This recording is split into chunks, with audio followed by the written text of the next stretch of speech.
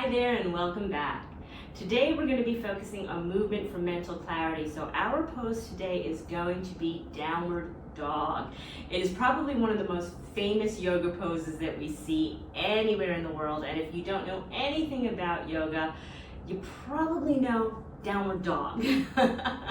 So we're going to be working on our downward dog today, and downward dog is a fantastic posture. Not only does it stretch out the entire back of your body, the back of your legs, you're bringing your head below your heart, which is so calming for your nervous system and for your mind, and that is what's going to help with your mental clarity. So you're going to notice at some point we're going to be holding our downward dogs for a little bit. If you can't hold your downward dog for as long as we're holding it today, that's okay. You will build up to it. I remember my first downward dog, I thought I was going to die. So if those shoulders are hurting, if your wrists are hurting, if your arms are hurting, I get you. I've been there.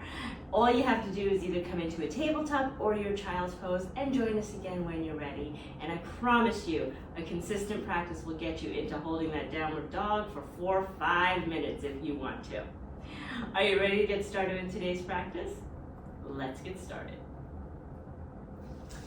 So we're going to start in our comfortable seated position just to ground ourselves and arrive at our practice today. Take a deep inhale in, exhale, release, let everything go. Maybe gently close your eyes.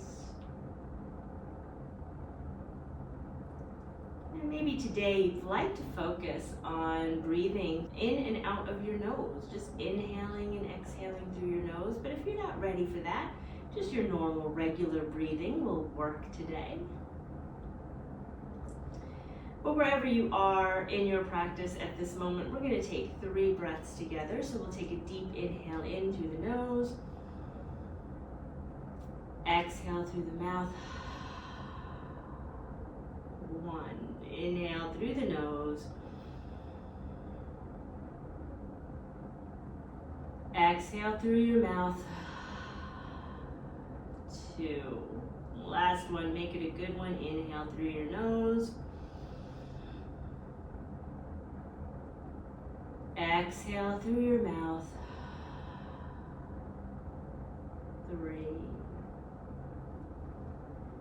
So we'll start by taking a deep inhale in, and as you exhale, gently bring that right ear towards your right shoulder, giving yourself a nice stretch in your neck. If this feels good, stay here, or maybe you'd like to take that right hand, bring it over your right head, take a deep inhale in, and as you exhale, maybe you want to open up that neck just a little bit more. As we inhale, let's bring the head up, releasing that right hand. And as you exhale, let's bring that ear to the left shoulder, getting that stretch down the right side of your body. And again, always remember, every day your body changes. So what felt good yesterday may not feel good right now today, and that's okay. Again, if this feels good, stay here. Maybe you want to bring that hand over your head. Just give yourself a nice little break. As you inhale, let's bring the body back up. And sometimes you want to give yourself a little neck circle if that feels good. Maybe you just want to move your head from shoulder to shoulder. I am a big believer in doing whatever organic movement you need to do in between these set postures. Do what feels good for your body. That is the most important thing. So today we're going to start with a seated cat-cow. We're going to bring our hands onto our knees, palms face down.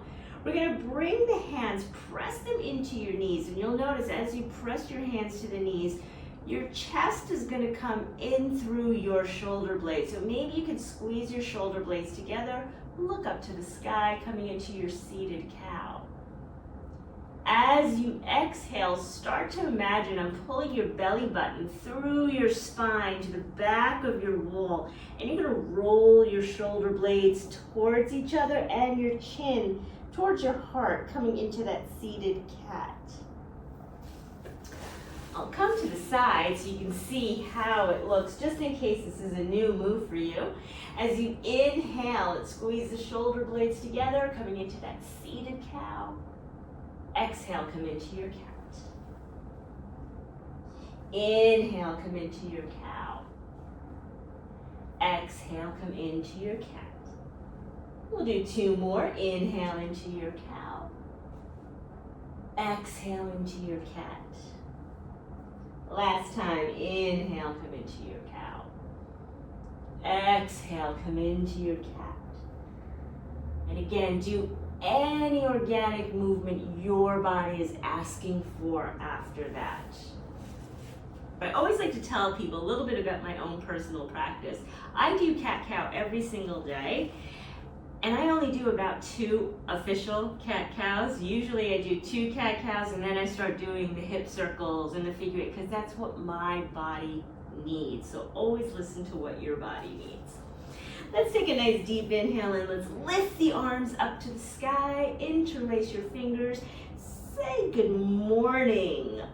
Reach up to the sky, press your palms to the sky. We're gonna take a deep inhale in, and as you exhale, come over to the right, getting a nice side stretch. Just breathe into that side of your body. Take an inhale in, let's bring the body up, and as you exhale, let's come over to the left. And again, give yourself that nice stretch, that nice good morning. As you inhale, let's bring the body up. Exhale, release those arms, shake them out. They're probably feeling a little bit of energy right now. So we'll take another deep inhale in. If this is available for you, you can lift your arms up to the sky. And as you exhale, bring your hands, interlace them behind you. If this is not available, you can grab either a yoga strap, a belt, or a tie, and you can hold on to those hands. You can use whatever you want for this, but today my hands are reaching, so we're gonna hold our hands together. Take a deep inhale in, gently start to pull your hands down towards the mat, squeeze the shoulder blades together. Can you lift your chin up to the sky? And again, just take a few breaths. As you take an inhale in, gently bring your body back up. Release those arms, and then we're gonna bring our bodies into our tabletop. Is there anything you need to do in your tabletop? Maybe you need to give yourself a little windshield wiper. Maybe you want to do a little traditional cat-cow, whatever feels good. So since downward dog is our posture of the day today to get that mental clarity, we're going to set ourselves up for success. So listen to me. You're also going to get a bonus workshop on how to do your downward dog, how to set you up in it. But just listen. Maybe you need to press rewind a few times. Do it as many times as you want to. I would rather see you have a strong foundation than to do downward dog wrong for 10 years and injure yourself. So this is what we're going to start to do. We're going to bring our hands right underneath our shoulders. Spread your fingers nice and wide as you can. Maybe those pinky fingers can touch the edges of your mat. That's how wide I want your fingers to be. We're going to press into every top knuckle of your fingers. Really press in. See the whites of your fingernails if you don't have a dark color nail polish on. And that should give you a little bit of a suction, so your palms aren't flat on the mat. Take an inhale and let's make sure the shoulders are over your wrists, and we're going to turn the elbows in towards each other. So your elbows should be in towards your body. Let's tuck the toes behind you. Make sure the knees are underneath your hips. Take an inhale and let's bring the hips to your heels. And as you exhale, start to press into your fingertips and your toes. Focus on straightening your legs, not so much lifting your hips up to the sky. And as you start to straighten your legs and lower your heels, you'll notice you don't have as much weight in your wrists or in your shoulders. If you're still feeling a lot of pressure in your wrists and in your shoulders, maybe you need to bring your feet out a little bit more. Take a deep inhale in, bend your knees, and as you exhale, bring your hips back towards the wall. And you might see I have more of a V in my downward facing dog. Don't worry, it does take practice, and this is a practice. So while you're here, you can start to pedal your feet. And maybe those wrists don't hurt as much because the weight is not in your arms. So give yourself a nice pedal of the feet, loosen things up. And then we're going to give ourselves a little gaze to that space in between our hands. And yogi choice, you can either walk your feet to meet your hands or walk your hands back to meet your feet. I always find walking my hands back to meet my feet a little bit easier. And what do you need to do in your forward fold? Do you need those knees bent a little bit? Maybe you want to straighten them. Maybe you want to sway from side to side. Grab your opposite elbows with your opposite hands. Sway the upper half of your body over the lower half. And when you're ready, we're going to come to stillness. Press your feet into the mat, and as slow as you can, start to roll your body up, allowing your spine to stack one vertebrae at a time. Coming into this beautiful mountain standing position. Inhale, lift the arms up. Can you give yourself that little back bend? We've done this before. As you inhale, reach up to the sky, and as you exhale, swan dive all the way forward, coming into your forward fold.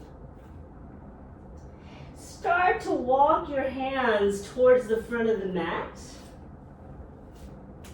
Bring those hands underneath your shoulders, and you'll realize, oh, I am in my plank. If plank does not work for you this morning, gently lower your knees down. Absolutely nothing wrong with that. Same posture, same benefits. Take a deep inhale in, and as you exhale, just gently start to come down onto your belly, coming into a high cobra. Let's tuck the toes one more time. Set yourself up for that success. So maybe come into your tabletop, spread those fingers nice and wide, pinkies to the outside edges of the mat. Press into the knuckles of your fingers. Inhale, bring your hips to your heels. Exhale, come into your downward facing dog. And we're gonna hold this dog for quite some time. Our goal is to hold this downward dog for a minute. But again, if this becomes too much for you, you can absolutely come into your child's pose or your tabletop.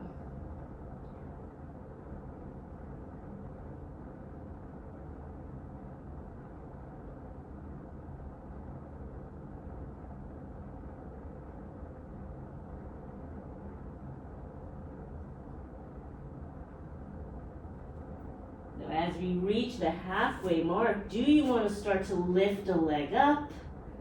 Maybe open your hip. Maybe you really do want the stillness.